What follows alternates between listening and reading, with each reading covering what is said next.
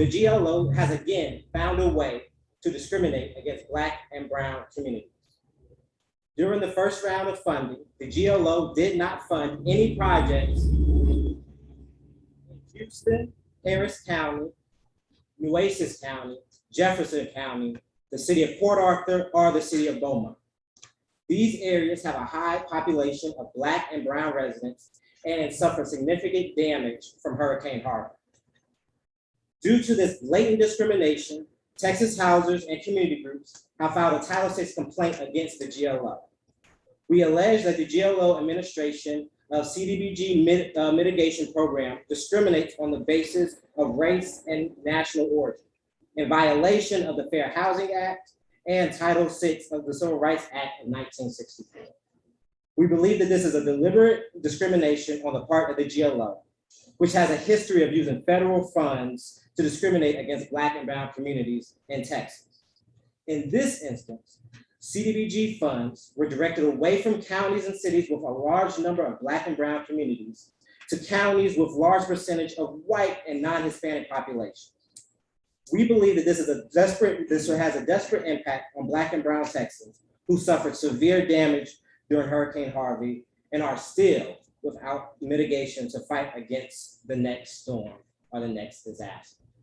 I now want to bring up community members to talk about their experience with this. And the first community member will be Doris Brown, co-founder of the Northeast Action Collective.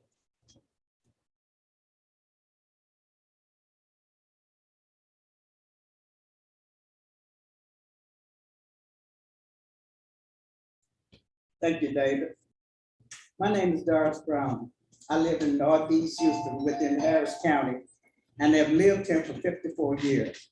I am a co-founder of the Northeast Action Collective NAC group, which formed in October of 2018. The NAC is focused on protecting our communities from flooding, improving the safety of our families, and educating our neighbors on how to get involved. As a group, our diversity and the historic mistreatment of Black and brown communities we grew up in and live today are the ties that bind us together like family. We seek justice from discrimination, not only for ourselves, but for everyone who lives near us and who have been neglected or intentionally put at risk by racist government policy and disinvestment. For too long, we have suffered and felt like pawns in a political tug of war. As the fight between the GLO in Harris County and Houston has played out, we have felt like spectators watching a bad movie. HUD entrusted the General Land Office with funds to protect vulnerable communities from repeated disasters. It was necessary to focus these dollars to reach the Black and brown communities living on the front line. The GLO, however, has created an exclusionary formula to leave our poor, low-income people of color communities repeatedly. Harris County had a bond election in 2018 that included equity for Black and brown communities and was expecting a distribution of CDBG mitigation funds to allow them to build up their stormwater infrastructure. However, the CDBG MIT awards completely dismissed Houston, Harris County, which we are one of the hardest hit communities simply because of the color of our skin. We are sick and tired of being treated as second-class citizens, and if we are expendable. Our lives, families, and quality of life should matter regardless of the color of our skin. Today, I call on all neglected Black, Indigenous people of color, cities, counties, and communities to step up, step out, and get involved. We also call on HUD to investigate this unfair and unjust discrimination. This is the 21st century, and we're still having to fight and protest for our civil rights. Please end this discriminatory practice enacted upon Black and brown communities and neighborhoods. Thank you. The next speaker we're going to hear from is Ms. Joanne Stevenson.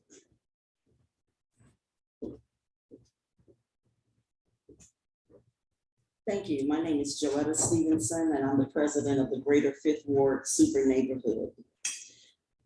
I come before you today to basically, I support everything that Ms. Doris just said. And I cannot tell you, I cannot put into words how tired and really how frustrated we are as a community. Not just in Fifth Ward, but the entire our Northeast corridor of being neglected, being ignored, being discriminated against. When I read documentation that proved to me the maneuverings of the GLO, who should be supportive of us, who's supposed to represent all of Texas, when I read the documentation that proved that they've done everything except that, then I have to stand here and say that I'm willing, I'm ready to stop them, to fight them by any means necessary. And we are asking for the current administration to stand with us, support us, help us with this. I cannot understand for the life of me how the state of Texas can get well over $2 billion and manage to leave out the hardest hit area in the state of Texas. That is unconscionable. That is intentional. I cannot understand how they can manage out of that $2 billion to pull out millions of dollars for administration of these funds, but once again, leave out the hardest hit areas, and particularly the areas that have the majority of Black and brown citizens. I am willing to stand here and say no more. We will no longer be the path of least resistance. We want comprehensive studies done, updated studies done, so they can see what our infrastructure looks like, so that when monies come into the state, they have no excuse to ignore us. They must put that money where it is most needed. It is not needed in areas that have current and up-to-date infrastructure. I'm sorry. It is needed in areas that don't. Areas like mine, like Fifth Ward, Cashmere Gardens, South Park, Sunnyside. These are where these funds need to be funded. I stand before you that I lock arms with everyone that is going to speak today, and I certainly am so appreciative of the suit that was filed, the Title VI suit that was filed. Why we have to do that is because we have people who simply don't care. Well, guess what? You're going to start caring now, because we are going to be relentless in this effort. Thank you.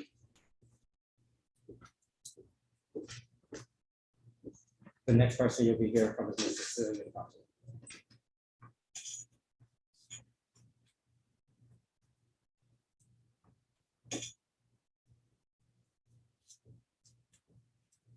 Good afternoon. I am Cecilia Fontaine, and I reside in South Park, a community in Houston, Texas. Why are we so neglected? Particularly our seniors, we feel disrespected. In a historic neighborhood of South Park, we as seniors feel neglected and unrespected by GLOW and even by the White House, the state capitol in Austin. But why are we neglected? We're human beings just like anyone else. But yet the Black, the brown are disrespected.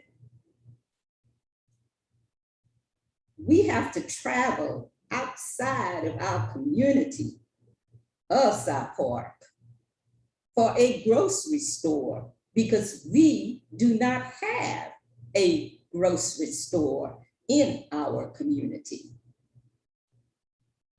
Basically, we have nothing. So why is that?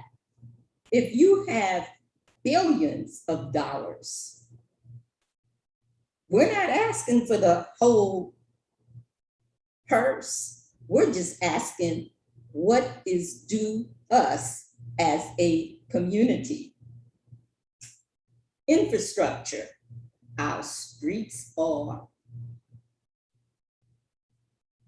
not good. The sidewalks, not good.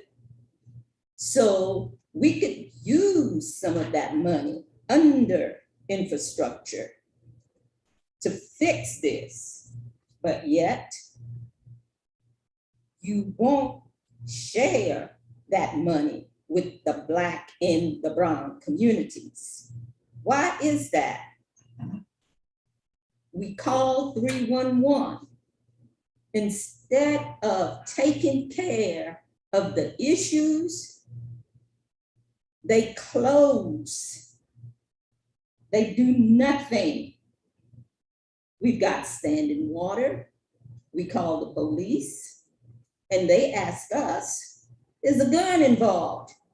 Well, I'm not gonna go out there and ask anyone, do you have a gun? No, I refuse to do that. Because you should be paying within our communities for the police to come on out. Because we as citizens, some of us are afraid. And I thank you today for listening to me with all respect, but I definitely want respect in return. Thank you.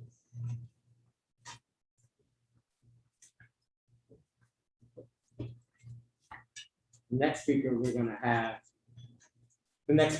have is Ms. Ruth Rambo.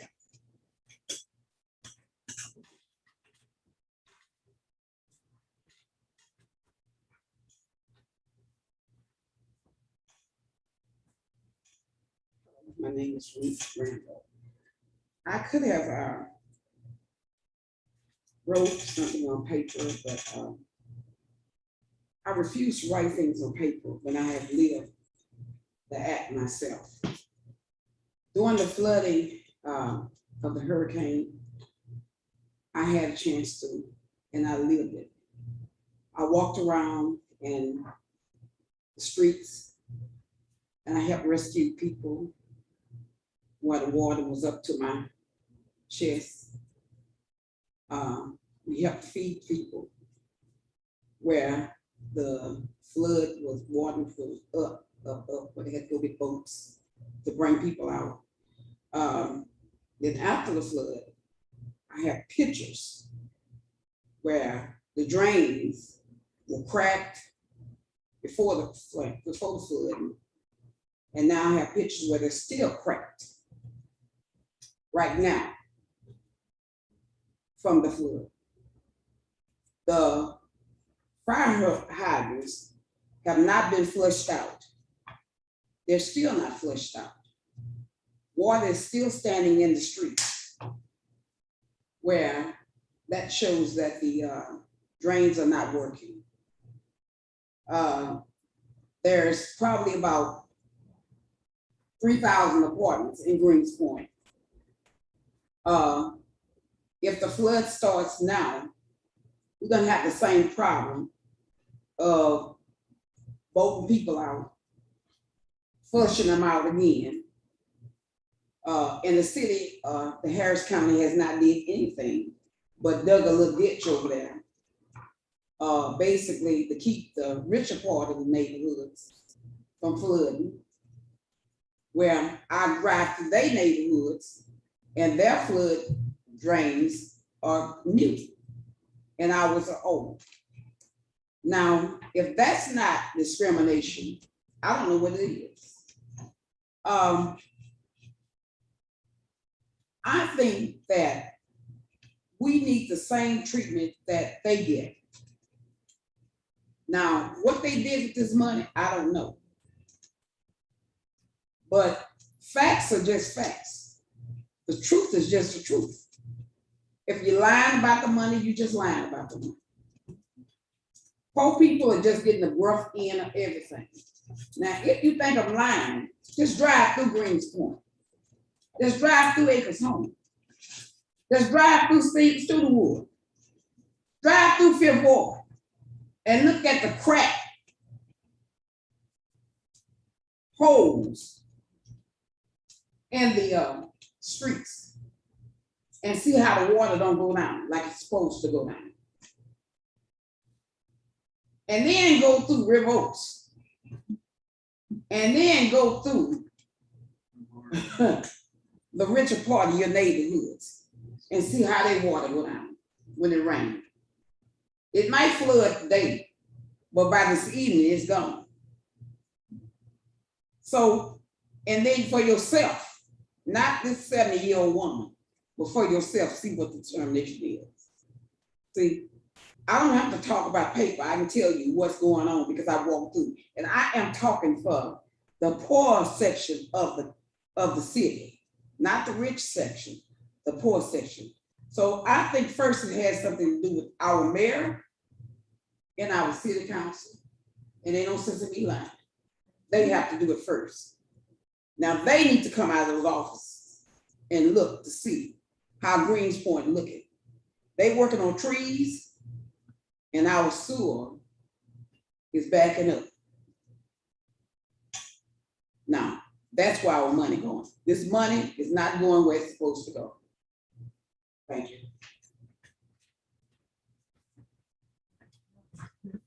The next speaker we're going to hear from is Mr. John Beard.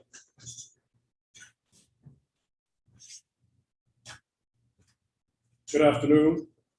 I'm John Beard, founder and CEO of Port Arthur Community Action Network in Port Arthur, Texas.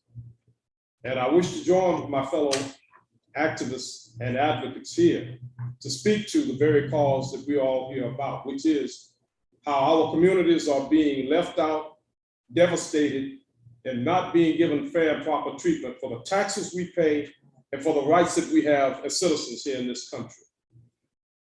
I appreciate Texas Houses in going forward with this complaint because our rights are being violated according to Title VI. We are not receiving the proper treatment we should have. And I look at where I live in Jefferson County, in Southeast Texas, and Port Arthur in particular, and I see where other cities with a lot less people who have been hurt and affected. Next to Houston, Port Arthur was the most seriously affected city with Harvey when that occurred. But yet we've had smaller communities receive far more money per capita than our city has and our people have. I have people who are, as a former city councilman, people that were members of my district that are only just now getting hurricane recovery homes from Ike. That was 2008. She only moved into that home, Ms. B did, in 2019. And you can still drive through my city and see blue roofs on houses from the 5 major storms that hit my city during the same time period. So there has to be a problem, there's something wrong. And I think it begins, number one, with HUD by not enforcing those laws and making sure the GLO treats everyone with fairness and equity. And I also think it's with the GLO because they simply do not address our concerns and needs for the communities and people that have been hurt the most. We pay taxes, we are citizens, and we have every right to expect that the monies that our taxes pay for and make available are used to help the needy and not the greedy, to help communities and people who need help most and not be left out and left behind. My community suffers because of degradation from environmental pollution and other things. And all these storms are now causing a loss in population, a loss in people. Our communities cannot continue if they can't grow and if they're not good places for us to live, work, and raise our children. So I'm asking that when we move forward on this, that we make sure that there's equity for all, that you invest in our communities, better yet, reinvest in them and reinvest in those people there so the money can be used properly, because it looks very apparent to me that all of these other agencies don't care and they don't care to do the right thing by us. So let us be the captains of our own ship and move our communities forward in equity. We should not have to be relegated to moving or else, to being bought out and relocated. This is our home. This is where we live. This is where we planted roots. And as Ms. B would say, this is where I'm gonna be till I go home and Lord call me home. So we want to have that opportunity just as anyone else has, and we deserve that. Thank you.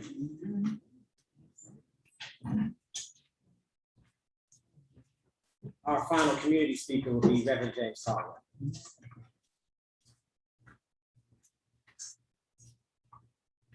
Thank you, David, and good evening, everyone. I'm just going to be here to speak on behalf of all the previous speakers, those who have spoken, the issues, the concerns, all of the problems that we face on a daily basis.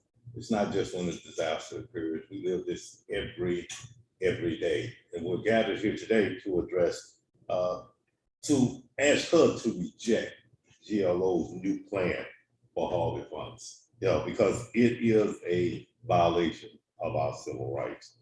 So GLO's controversial decision to exclude Houston from receiving any federal funds for flood relief, GLO's modification would give some funds to Harris County, but still deny any funds to the cities of Houston, Port Arthur, Beaumont, and Corpus Christi. We are calling on her to reject GLO's proposal and instead order the immediate release of funds to be excluded, to exclude funds to the excluded communities for use to provide flood control in low and moderate income neighborhoods. In June of 2021, when GLO denied federal funds to the city of Houston and other hardest hit places, the GLO's Hurricane Harvey mitigation grants excluded the areas that experienced repeated flooding and illegally excluded people of color from receiving a fair share of benefits. In August 27 of 2021, GLO requests to amend the plan, yet not, and still did not, include or take any action to cure the discrimination we are now asking HUD or HUD to direct GLO to immediately make funds available to the excluded cities and correct the racially discriminatory practices that are ongoing in GLO's administration of the federal disaster mitigation program. The Texas Gulf Coast has lived through yet another storm, meaning Nicholas, and the same impacted communities that are consistently affected by rain, flood, and wind disasters, the same communities that were left out of the important mitigation funding.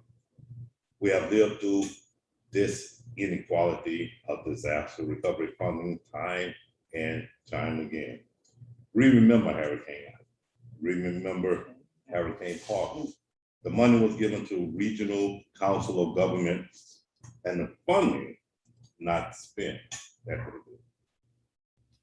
Now, more than a decade later, we're sitting in the same situation with the same outcome. The money is still going to regions that benefit from the entire funding, but are not the communities who truly need the improvements. We do not believe that the Texas General Land Office has the community's best interests at heart, or they don't understand the need for the historically disenfranchised communities. The right to equal treatment has not been happening in Texas. When GLO decided to split the mitigation funding in half between the counties identified as the greatest need and the counties they chose to fund.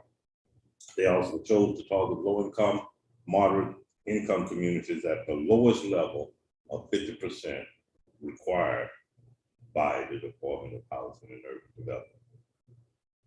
We feel that it is a discriminatory act created by a system imposed and manipulated by the GLO.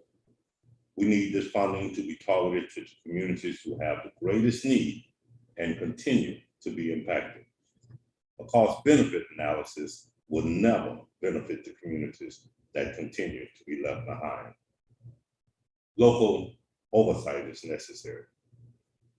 We must have a seat at the table. We must have a say in how this money is being utilized in our communities. We don't need another park or detention pond in high income areas. We need funding. We need funding that comes to us and not through us. This discrimination is unacceptable, and we intend to continue this fight for what is justifiably correct and necessary to protect the most vulnerable communities that live in Southeast Texas. Thank you for your time.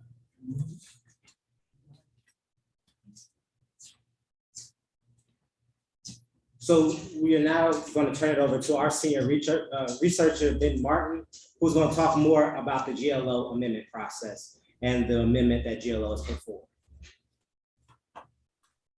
Good afternoon. I'm Ben Martin, senior researcher at Texas Housers. Today, I'm going to address the CDBG Mitigation Action Plan amendment that the GLO released this August.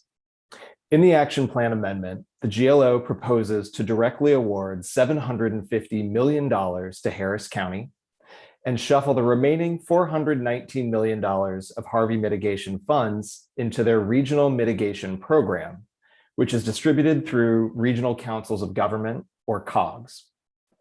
The proposal is totally inadequate. It does not remedy the GLO's unfair and discriminatory actions in the first round of Harvey mitigation spending when they failed to award a single dollar to directly impacted, highly vulnerable communities in the cities of Houston, Port Arthur, Beaumont and Corpus Christi, and the counties of Harris, Nueces, and Jefferson. The direct award of $750 million to Harris County is greatly needed by the residents of the county, but the amendment does not provide the appropriate guardrails to ensure that this money will be spent in the places within the county that have historically been shut out of flood mitigation efforts. Just as importantly, this award does not remedy the failure of the GLO to provide funding in the places I just mentioned a moment ago: Houston, Port Arthur, Beaumont and Corpus Christi, and Nueces and Jefferson County, which were all severely impacted by Hurricane Harvey and remain highly vulnerable to future disasters. The allocation of the remaining $419 million of Harvey funds to regional COGS means that the GLO will no longer be using a single method of distribution, which with the possibility of oversight by HUD and local communities. Instead, each COG will have its own method of distribution with no direct oversight by HUD, only the GLO. The distribution method is so dispersed, it will be nearly impossible for impacted communities or HUD to know if civil rights and fair housing violations have occurred. Simply put, the GLO has violated the civil rights of low-income Texans of color in impacted communities and is now attempting to outsource their future civil rights obligations. This cannot happen. To remedy the exclusion of low-income people of color from fair and non-discriminatory access to these funds, the GLO must commit to a transparent, equitable method of distribution. The GLO must get these mitigation funds into low-income communities of color in Texas that have suffered the greatest from natural disasters and, as we've heard here today, remain highly vulnerable to the next disaster. The GLO must fix this. Thank you.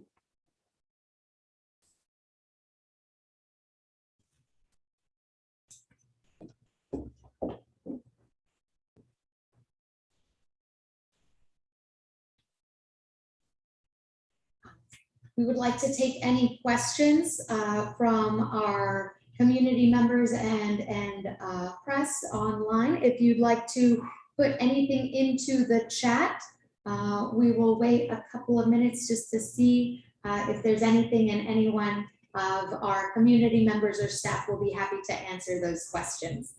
So we'll take just a second to let anybody type any questions. I do see that there was a question that was answered by Ben Martin in his speech in the chat. But go ahead and type those in and we'll be happy to answer those.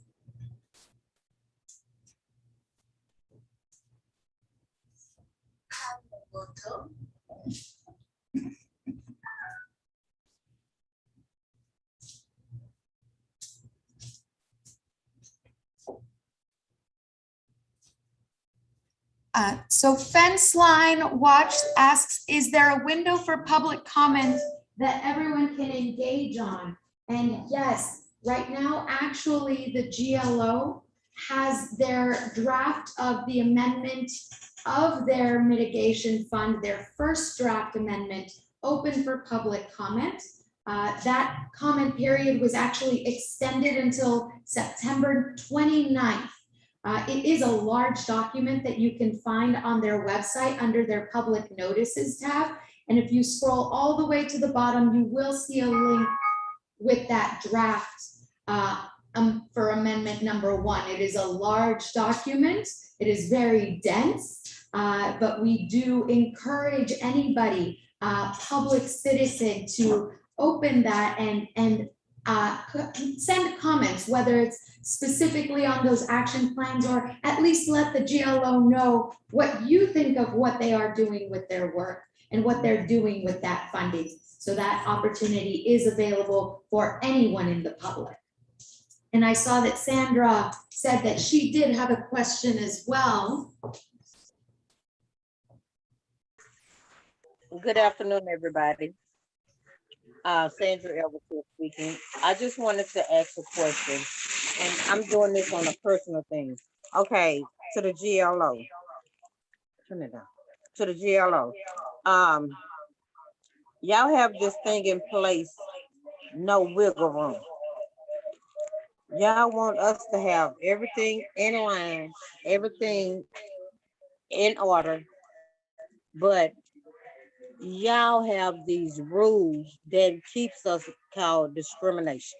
Because if you have a flaws, no wiggle room, y'all know we are low income, we're going through everything that under the sun in our area. But y'all won't bend or break your rules, but we got to follow all y'all rules. This is crazy. Okay, like I'm living in mold right now, and there's the sun of that. I got water sitting on my floor right now. So I'm only confined to one room, but I can't get nothing done because I owe $1,500 in taxes. So that wiggle room stuff don't work for me. So I can't move forward because my taxes ain't right.